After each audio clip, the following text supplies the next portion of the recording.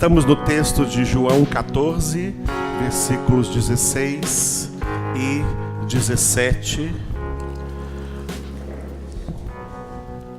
nos quais Jesus declarou: "E eu rogarei ao Pai, e Ele vos dará outro Consolador, a fim de que esteja para sempre convosco, o Espírito da verdade, que o mundo não pode receber, porque não o vê, nem o conhece. Vós o conheceis, porque Ele habita convosco e estará em vós." Repitam.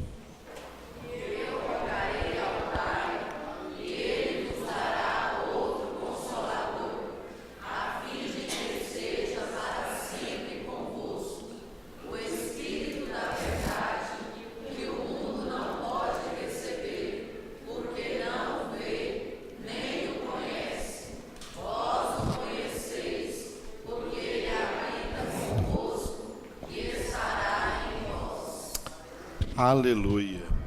Esta promessa de Jesus já foi cumprida. Ele já rogou ao Pai depois que ele subiu aos céus, e o Pai já enviou, já nos deu o Espírito Santo. Essa promessa foi cumprida historicamente naquele dia de Pentecostes, registrado em Atos dos Apóstolos, capítulo 2, versículos de 1 a 4. Vamos ler juntos.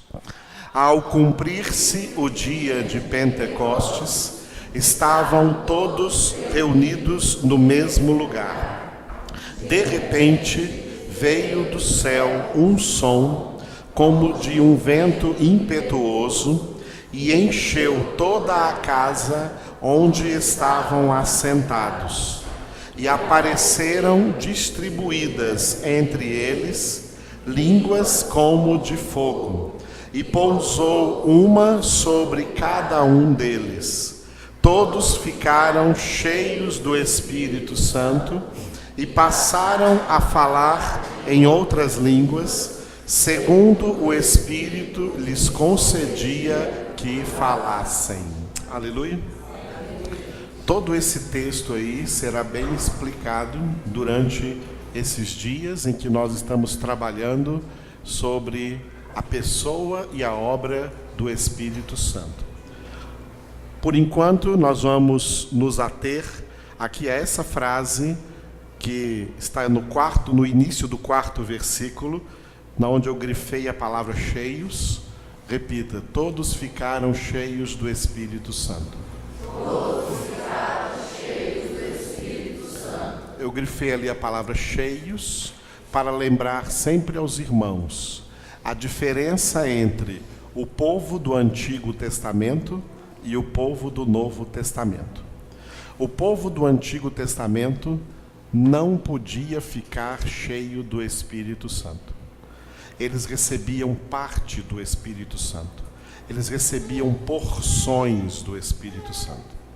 Eles recebiam unções do Espírito Santo, mas não podia receber a plenitude do Espírito Santo, porque a plenitude do Espírito Santo só poderia ser concedida depois que o Messias tivesse vindo ao mundo, sido sacrificado, morrido, ressuscitado e glorificado de novo nos céus. Depois que tudo isso aconteceu com Jesus, ele voltou para o céu e está sentado à direita do Pai. Então ele mandou o Espírito Santo agora para o povo do Novo Testamento, o povo da nova aliança que se chama Igreja de Jesus Cristo.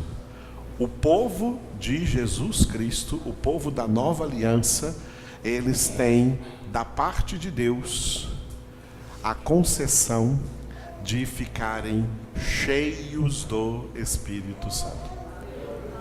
Portanto, no Antigo Testamento, o Espírito Santo era dado de maneira parcial.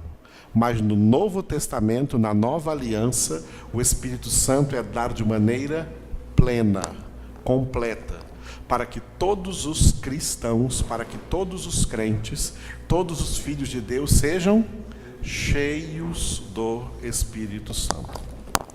Nós falamos aqui sobre os 3 níveis da salvação: a conversão, a santificação e a glorificação. A santificação, sem a qual ninguém verá o Senhor, e sem a plenitude do Espírito Santo, ninguém consegue se santificar.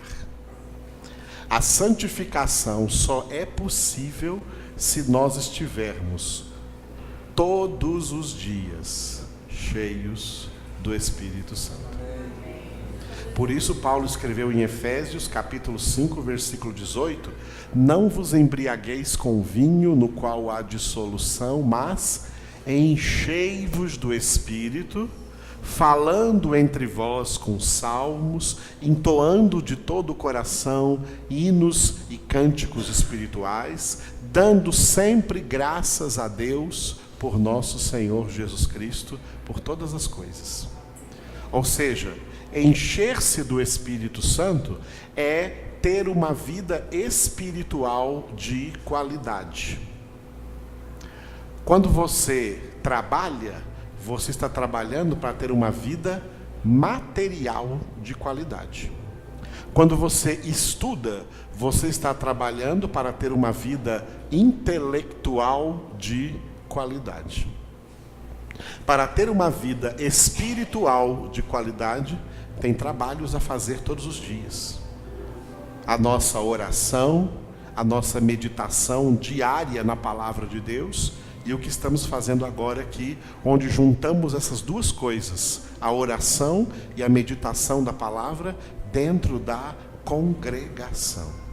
Congregar é algo muito urgente. É tão urgente que todos nós que estamos aqui presentes nessa noite, nós deveríamos estar aqui todas as noites. Nós deveríamos estar aqui todas as noites. A urgência pede isso. A situação urge que fosse assim. Nós temos necessidade de estar aqui todas as noites reunidos. Mas nós temos só 4 reuniões, contando com a reunião de sexta-feira, que é o nosso seminário. Muito pouco. E muita gente falta. Muita gente está virando só domingueiro. Quem disse para você que domingo é o dia do Senhor? Quem disse estava errado. No Antigo Testamento, o sábado era o dia do Senhor. No Novo Testamento, todo dia é o dia do Senhor. Porque Jesus disse: eu estou convosco todos os dias. E todos os dias Ele quer falar conosco. Então quem fica pregando por aí que domingo é o dia do Senhor, está enganado. Domingo é o dia do Senhor, segunda é o dia do Senhor, terça é o dia do Senhor, quarta é o dia do Senhor, quinta é o dia do Senhor, sexta é o dia do Senhor, sábado é o dia do Senhor, todos os dias são do Senhor. Desde a primeira vinda de Jesus para cá, o que Jesus fez, uma das coisas que Jesus fez na sua obra foi igualar todos os dias são iguais. Não há um dia mais importante do que o outro. Todos os dias são iguais. No Antigo Testamento, em Israel, tinha até dias diferentes, porque eram dias de festas judaicas. Na verdade, amados, para dizer bem francamente para vocês, dentro da Bíblia Sagrada, não existem festas cristãs. Jesus não instituiu nenhuma festa para os cristãos, como Deus instituiu no Antigo Testamento para os judeus.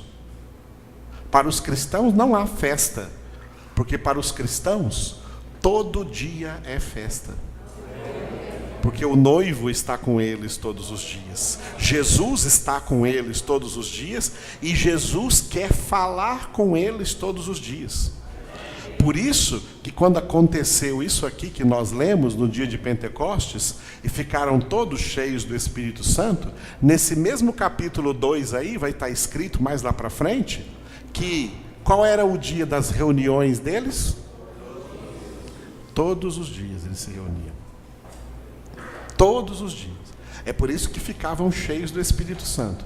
É por isso que aprendiam muita palavra. É por isso que ficavam fortes em Cristo Jesus. Por isso a igreja primitiva era mais forte do que as igrejas atuais. Ainda vou trazer para vocês um estudo aí sobre como estão as igrejas atuais.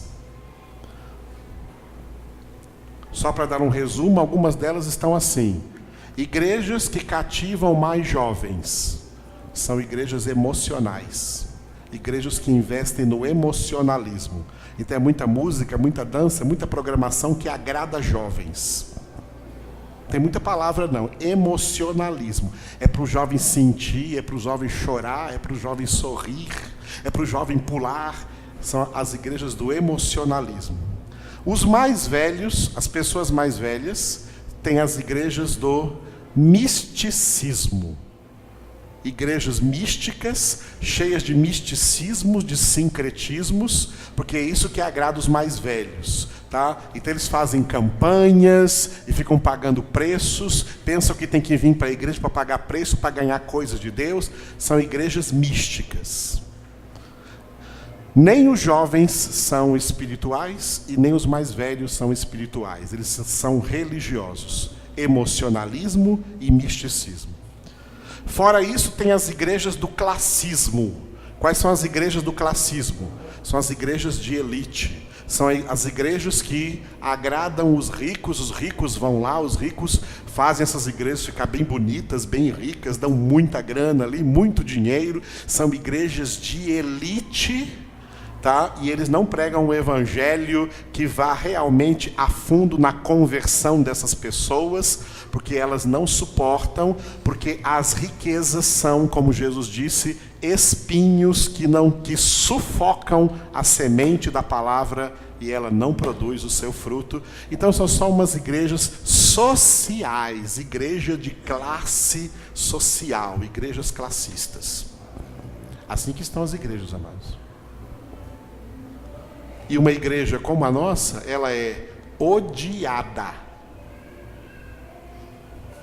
Porque aqui não tem emocionalismo, aqui não tem misticismo e aqui não tem classismo. Aqui tem a palavra de Deus e só a palavra de Deus. E a palavra de Deus é Jesus. Jesus é odiado. A palavra de Deus é odiada. As pessoas não gostam da palavra de Deus. A palavra de Deus confronta.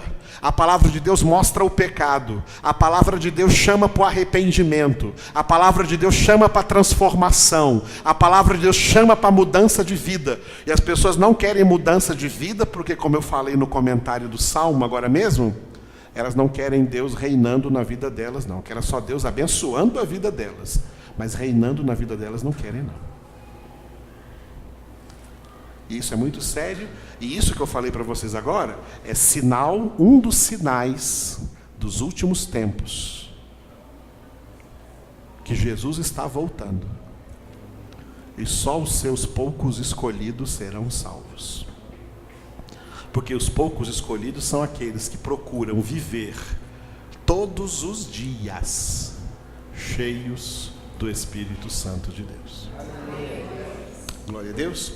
Nós vimos naquela palavra que Jesus disse no João 14,16, ele disse: eu rogarei ao Pai e Ele vos dará outro Consolador. Então, só para fazer uma agenda com vocês, sábado passado, não ontem, sábado da semana passada, nós trabalhamos esse slide, que Consolador é, em grego, diga Parácletos, que significa chamar ao lado.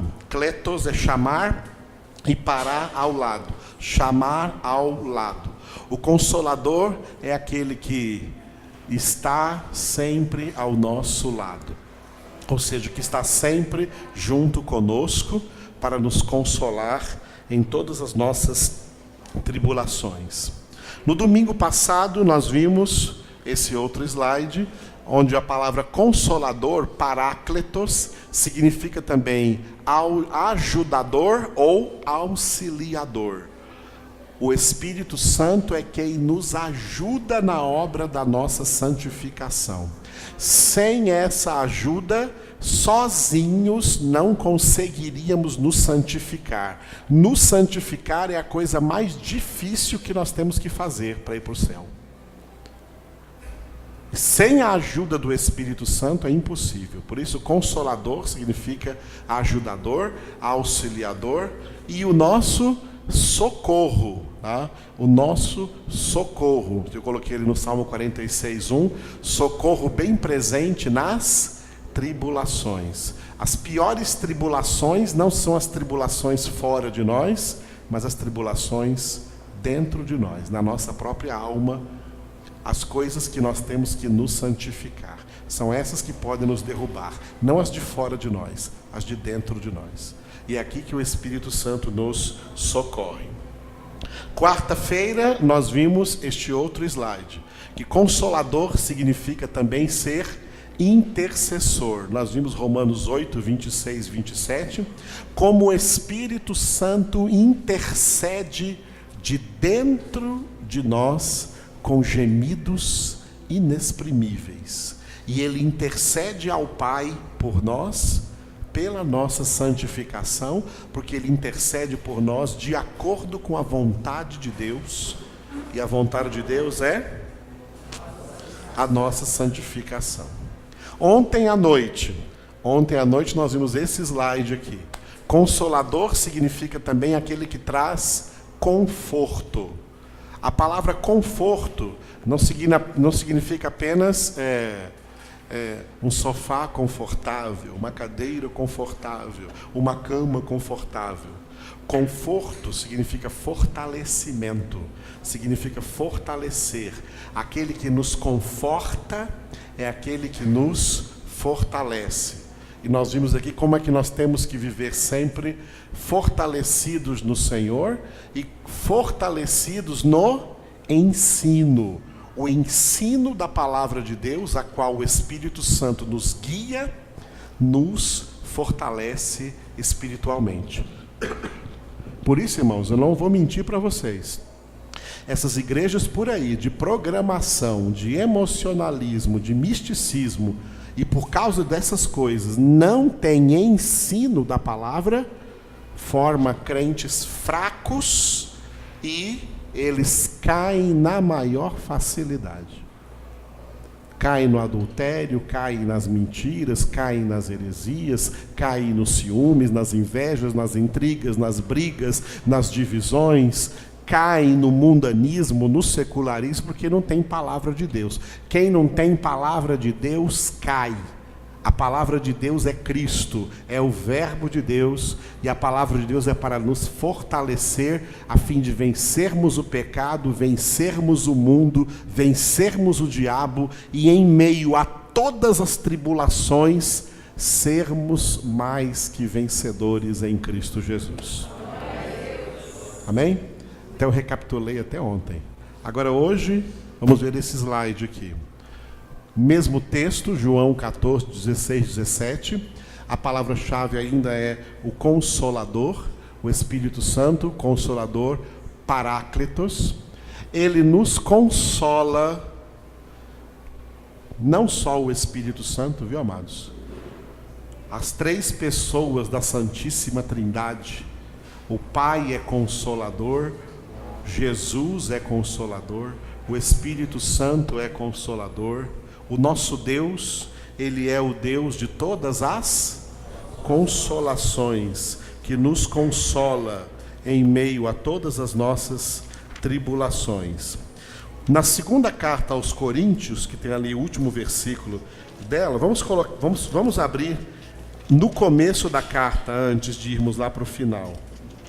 Na segunda carta aos Coríntios, capítulo 1, abra no capítulo 1.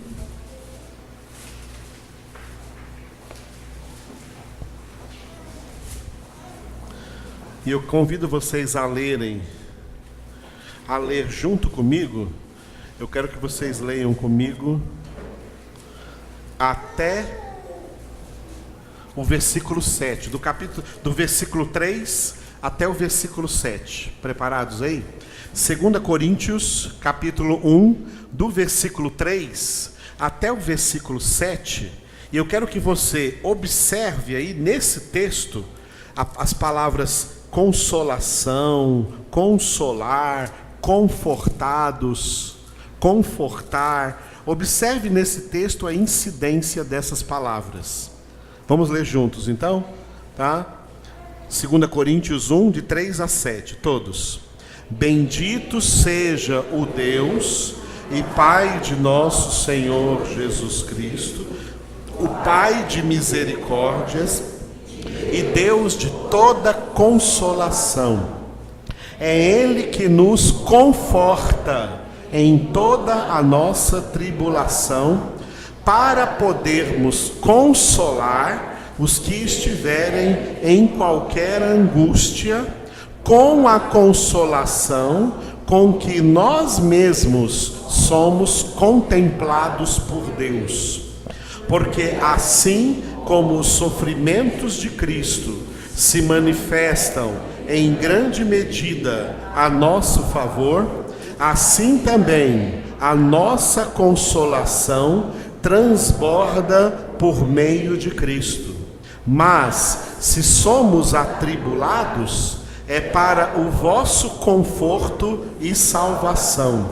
Se somos confortados, é também para o vosso conforto, o qual se torna eficaz, suportando vós com paciência os mesmos sofrimentos que nós também padecemos. A nossa esperança a respeito de vós está firme, sabendo que, como sois participantes dos sofrimentos, assim o sereis da consolação. Percebeu como a palavra conforto, consolo, consolação, o verbo consolar, o verbo confortar, foi citado nesses poucos versículos várias vezes? Essa é a obra que Deus opera dentro de nós. O Deus de toda, como diz no versículo 3, o Deus de toda consolação. Amém? Se Deus é o Deus de toda consolação, é porque o Pai, que é Deus, é consolador. Jesus, que é Deus, com o Pai, é consolador. E o Espírito Santo, que é Deus, com o Pai e com Jesus, é consolador. Deus nos consola, Deus nos conforta, Deus nos fortalece. Como Ele faz isso? Meramente com a sua presença. A presença de Deus. A presença de Deus nos consola. A presença de Deus nos conforta. Por isso Jesus diz como suas últimas palavras em Mateus 28, 20. Eis que estou convosco todos os dias, até a consumação do século. Por isso, no mesmo evangelho de Mateus, cumpre-se a profecia de Isaías 7,14, no capítulo 1, quando o anjo Gabriel diz para José que aquele menino que Maria está grávida dele é para cumprir a profecia de Isaías, de que ele é o Emanuel, que significa Deus conosco. A gente fala Emanuel em português, na verdade é Immanuel. Emmanuel em hebraico. Imano é conosco e El é a abreviação de Elohim, que é Deus. Immanuel, conosco, Deus. Deus está sempre presente conosco. A presença de Deus conosco nos consola. O Salmo 139 traz para nós uma ideia dessa onipresença de Deus, da qual o salmista não podia fugir.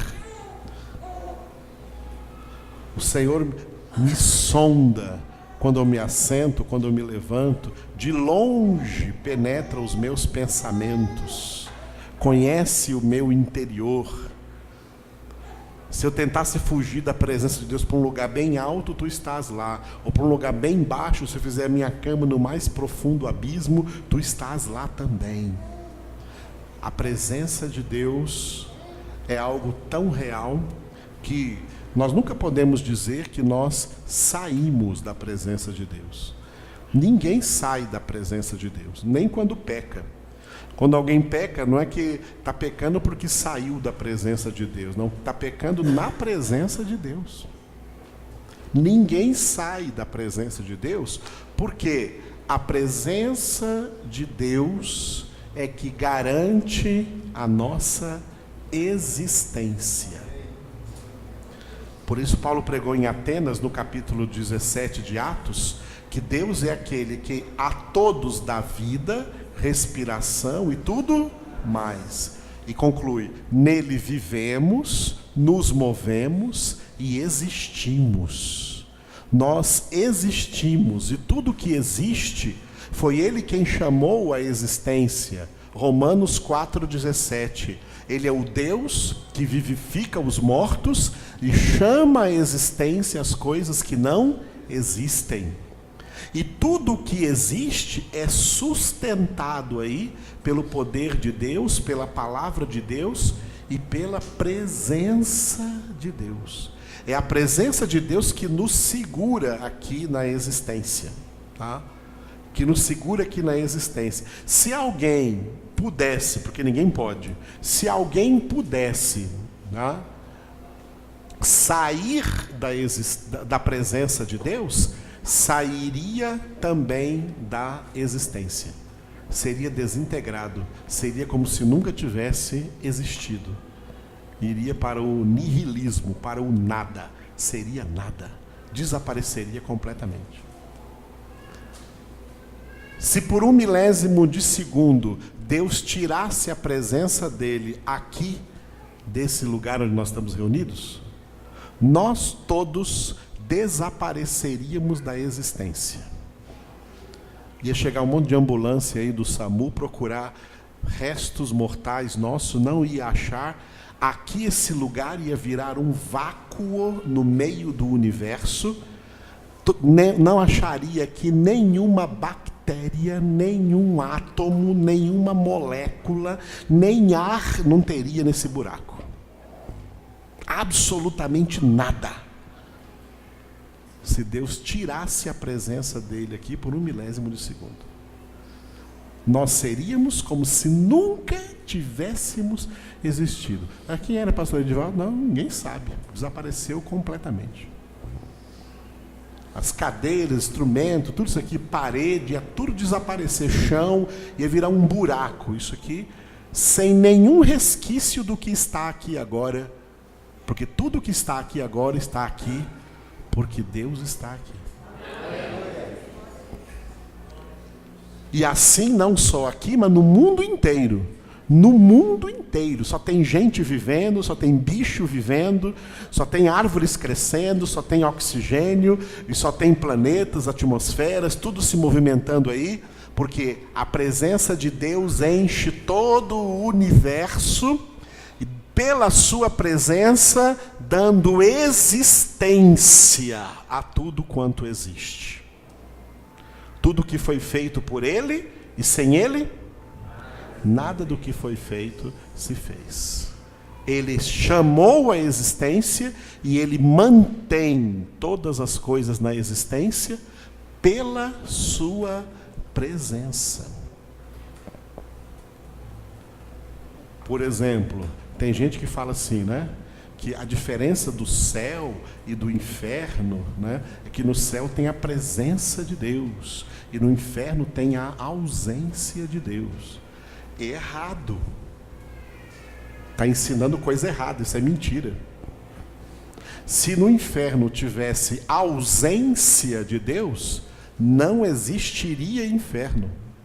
O inferno existe porque tem presença de Deus. Presença de Deus condenando justamente pecadores que não creram, não converteram, não obedeceram. No céu, os salvos vão desfrutar da presença amorosa de Deus. E no estado de eterna condenação, tanto no inferno como no lago de fogo e de enxofre, os condenados vão experimentar a presença do Deus justamente irado contra eles. Por isso a Escritura diz em Hebreus que horrenda coisa é cair nas mãos do Todo-Poderoso. Deus está presente em todo lugar. E é por isso que Ele mantém tudo aí na existência. Se a presença de Deus não fosse estar no lago de fogo e de enxofre, não existiria. E quem fosse lançado lá, seria lançado na inexistência, deixaria de existir. Seria até bom para eles, que não ia sofrer. Mas vão existir e vão existir em sofrimento, porque a justa ira de Deus estará agindo na vida deles ali por toda a eternidade, como também a graciosa misericórdia de Deus estará agindo nos salvos que estarão no céu por toda a eternidade. Mas Deus está presente em tudo. Não existe paralelismo. Não existe nenhum lugar paralelo. Em toda a eternidade, em todo o universo, em toda a existência, um lugar onde não tenha Deus, onde Deus não está, não existe. Tudo que existe, Deus chamou a existência pela sua presença e mantém na existência pela sua presença. Por isso que uma das coisas na nossa santificação que nós precisamos aprender é aprender a desfrutar continuamente da presença de Deus. Glória a Deus. Glória a Deus. Já pensou se eu passasse um dia com você, né? Um dia eu vou passar um dia com você, eu vou ficar um dia na sua casa, o dia inteirinho. Desde de manhã cedinho até de noite, meia-noite. Já pensou? Você vai desfrutar da minha presença, porque eu vou estar lá com você o tempo todo. Aí você vai desfrutar da minha presença e eu vou desfrutar da sua presença o tempo todo. Vou ficar lá e você que não vai embora, vai lá. Vamos desfrutar da presença do outro. Deus está presente conosco o tempo todo. Aleluia. Está presente conosco o tempo todo. Por isso Davi disse assim, ó, ainda que eu ande pelo vale da sombra da morte, não temerei mal nenhum por uma razão. Qual é essa razão? Porque tu estás comigo. Quando desfrutamos da presença de Deus, nós vencemos o medo. Por isso Davi também disse no Salmo 27, né? O Senhor é a minha luz e a minha salvação. A quem temerei? O Senhor é o guarda, o protetor da minha vida, diante de quem eu tremerei? Ainda que um exército se levante contra mim, não temerá o meu coração. Ainda que se trave contra mim uma guerra, ainda assim eu terei confiança. O Senhor está comigo. Nabucodonosor jogou 3 jovens dentro da fornalha. E quando olhou, tinha 4. Quando olhou, tinha 4. Porque o Senhor estava andando com eles dentro da fornalha de fogo. O Senhor está presente conosco. Não há consolação maior do que essa, do que desfrutar da constante presença de Deus. Você está dirigindo o seu carro, o Senhor está lá com você. Cuidado, não vai xingar o outro motorista. O Senhor está lá com você. Tipo, que negócio é esse? Não respeita a minha presença aqui, né? O Senhor abençoe esse motorista.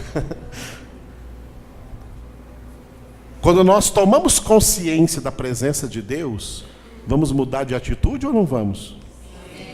Vamos fazer qualquer coisa por aí, como se ninguém estivesse nos vendo? Porque Deus está sempre nos vendo, sempre nos sondando, sempre presente. sempre presente. Por isso, quando Paulo termina essa segunda carta aqui aos Coríntios, que começa falando de todas as consolações, ele encerra no versículo 13, no capítulo 13, citando nesse capítulo toda a Santíssima Trindade. O Pai, chamando o Pai aí de Deus, Jesus e o Espírito Santo. E diz assim, 2 Coríntios 13, 13. A graça do Senhor Jesus Cristo e o amor de Deus e a comunhão do Espírito Santo sejam com todos vós. Repitam.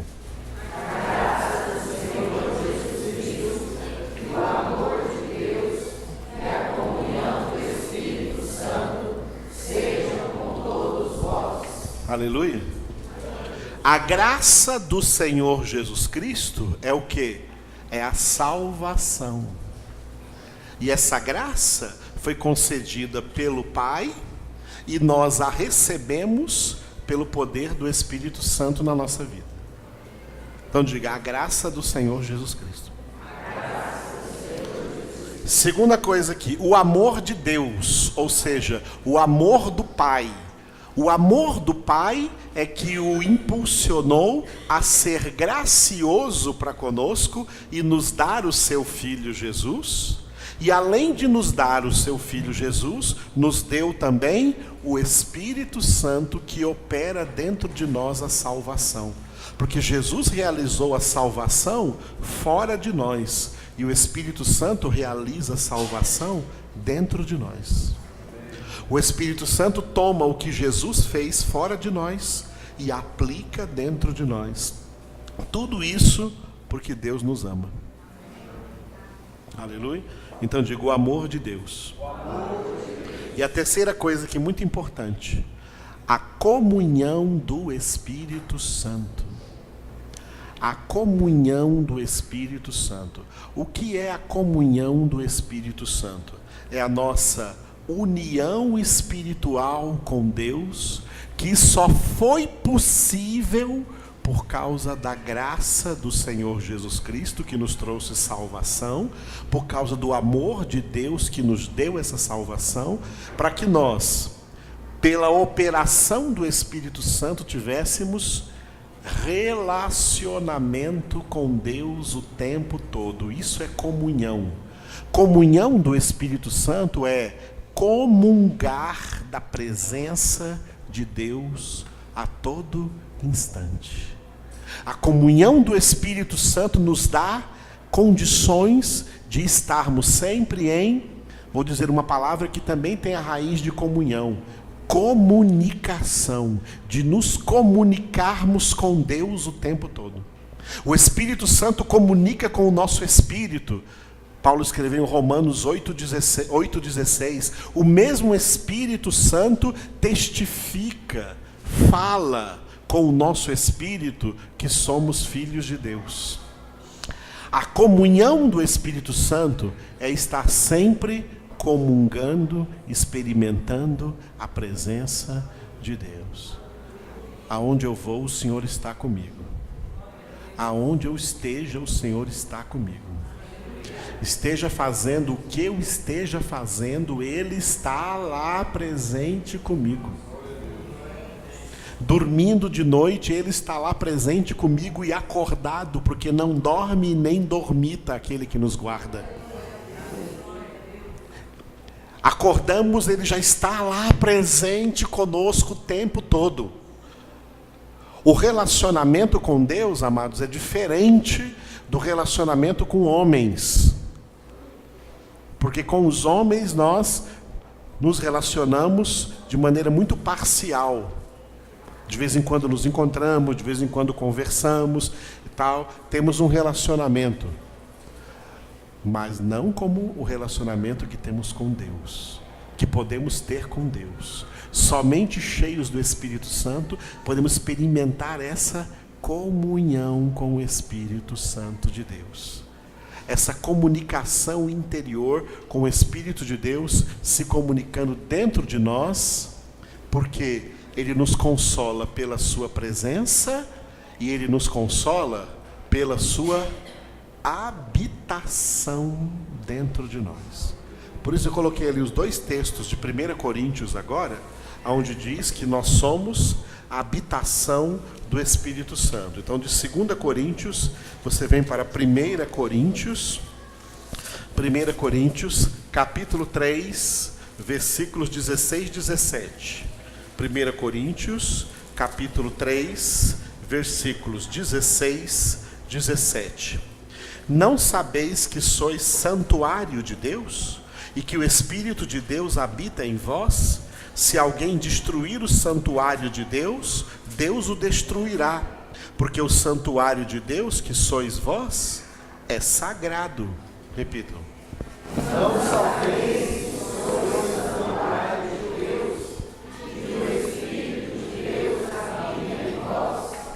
Se alguém destruir o santuário de Deus, Deus o destruirá, porque o santuário de Deus, que sois vós, é sagrado. O santuário de Deus, que sois vós, é sagrado. Diga assim: eu sou o santuário de Deus. Vamos dizer juntos: nós somos o santuário de Deus. Nós somos o santuário de Deus. Amados, abre os olhos, acorda. O santuário de Deus não era o templo de Salomão. O santuário de Deus não é o templo de Salomão que construíram aí em São Paulo. O santuário de Deus não são igrejas construídas de concreto. O santuário de Deus não é santuário de Aparecida, não é santuário de Trindade, não é santuário de Nazaré, não é santuário do Vaticano, Capela Sistina. Nada disso é santuário de Deus. Catedral Bom Jesus não é santuário de Deus. Igreja Santana não é santuário de Deus. Esse prédio aqui não é santuário de Deus. Nós somos o santuário de Deus. Deus declara na sua palavra que Ele não habita em santuários construídos por mãos humanas, mas Ele habita em nós. Nós somos o santuário de Deus. As consolações de Deus se operam em nós porque Ele habita em nós. Continuando nessa aqui de santuário, de templo, vai para o capítulo 6 agora de 1 Coríntios, capítulo 6, versículos 19 e 20. 1 Coríntios 6, 19 e 20. Acaso não sabeis que o vosso corpo é santuário do Espírito Santo que está em vós, o qual tendes da parte de Deus, e que não sois de vós mesmos? Porque fostes comprados por preço. Agora, pois, glorificai a Deus no vosso corpo. Vocês. Acaso não sabeis que o vosso corpo é santuário do Espírito Santo que está em vós, o qual tendes da parte de Deus, e que não sois de vós mesmos, porque fostes comprados por preço. Agora, fomos comprados por um alto preço, o sacrifício de Jesus, o sangue de Jesus, para sermos propriedade exclusiva de Deus, inclusive o corpo. O nosso corpo é propriedade de Deus.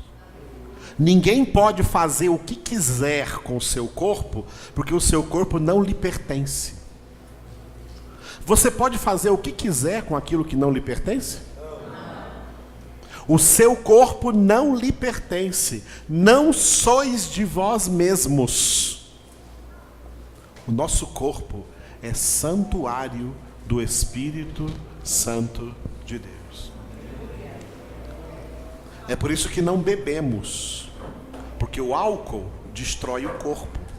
É por isso que não fumamos, porque o tabaco ou as drogas destroem o corpo. Nós lemos no capítulo 3, quem destruiu o santuário de Deus, Deus também o destruirá. É por isso que não tatuamos, Porque se fosse nosso, poderíamos desenhar o que quisesse. Mas não é nosso. Você não pode pegar uma coisa que não é sua e sair desenhando o que você quiser nela.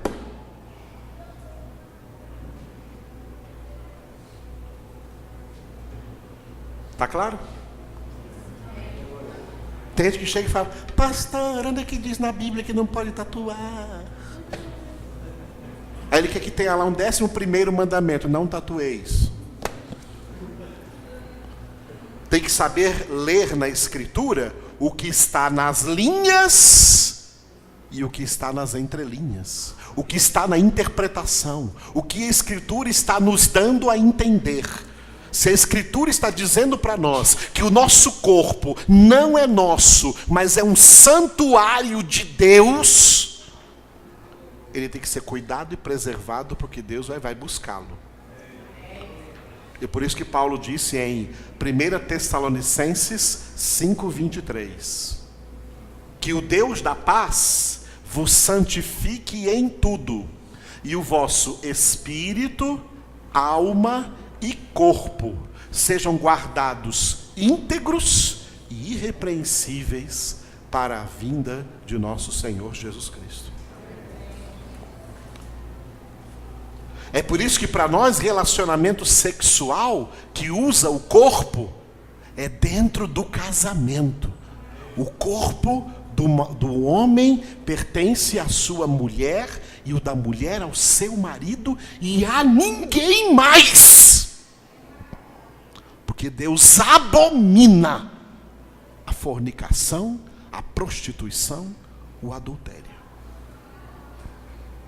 Deus quer santidade. Em tudo. Em tudo. Inclusive no nosso corpo. Em tudo que fazemos com o corpo. O que fazemos com o corpo, se fazemos exercício, não é por causa de estética, não, irmãos. É por causa de saúde. É para manter uma vida saudável, que cuidamos da alimentação, que fazemos exercícios. Não é essa motivação que muita gente tem por aí, que quer fazer exercício, né, cuidar da alimentação, mas para ter um corpo escultural, para ter um corpo sensual, e para ir atrás dessa vaidade que está no mundo. Isso aí não, isso é fornicação. Isso é impureza. Isso é idolatria. Cuidar do corpo para ter saúde, para não estarmos doentes, para buscar ter saúde, porque tendo saúde nós pensamos melhor, sentimos melhor, fazemos as coisas melhor. Doentes não fazemos nada bom. Doente tem que parar e ficar paciente até ficar curado. Por isso no hospital se chama paciente, está esperando para ficar bom, para poder sair daí. O corpo é templo do Espírito Santo. Glória a Deus. Vamos ler o último texto de hoje, que vai falar nesse assunto ainda, da habitação do Espírito de Deus na nossa vida, que é o final do capítulo 2 de Efésios, que é uma preciosidade. Efésios 2, versículos 20, 21 e 22. Esses 3 versículos vamos ler juntos. Efésios 2, de 20 até o 22. Amém?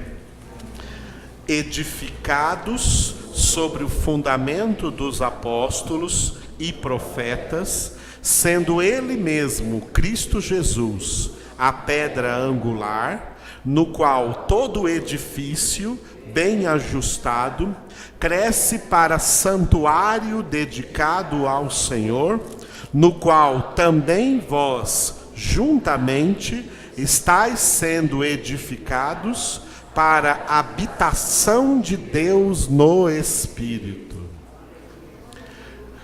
Esse santuário espiritual é edificado na palavra de Deus. Fundamento dos apóstolos aí é o Novo Testamento, e fundamento dos profetas aí é o Antigo Testamento, na Bíblia Sagrada. E a pedra angular dos 2 testamentos, dos 2 fundamentos, é Cristo Jesus. E o edifício somos nós, edifício bem ajustado na palavra, santuário dedicado ao Senhor. Nós estamos sendo edificados para a habitação de Deus no Espírito. O Espírito Santo nos consola, nos conforta, nos fortalece, fazendo de nós habitação de Deus, casa de Deus. Que sério é isso, meus amados? Nós somos a casa de Deus, somos a habitação de Deus. Deus habita em nós. Aleluia. Feche seus olhos um momento. Espírito de Deus, que essa palavra caia em nossos corações como boa semente do Senhor. Que essa palavra fortaleça, Senhor, nossas vidas nessa noite. Que nossos corações sejam fortalecidos poderosamente, Senhor, por tua palavra, para que sejamos essa habitação, para que sejamos esse santuário, para que possamos apresentar a Ti o verdadeiro culto racional, que é apresentar a Ti o nosso corpo por sacrifício vivo, santo e agradável a Ti, Senhor, porque este é o nosso culto racional. E que nós não mais nos conformemos com este século, mas que nos transformemos mediante a renovação da nossa mente pela Tua palavra, para que experimentemos qual seja a Tua boa, agradável e perfeita vontade, que é a nossa santificação, sem a qual ninguém verá o Senhor. Diga bem forte: santifica-nos, transforma-nos, enche-nos, ajuda-nos, guia-nos, Espírito Santo, a toda a verdade, para que sejamos santificados nessa verdade,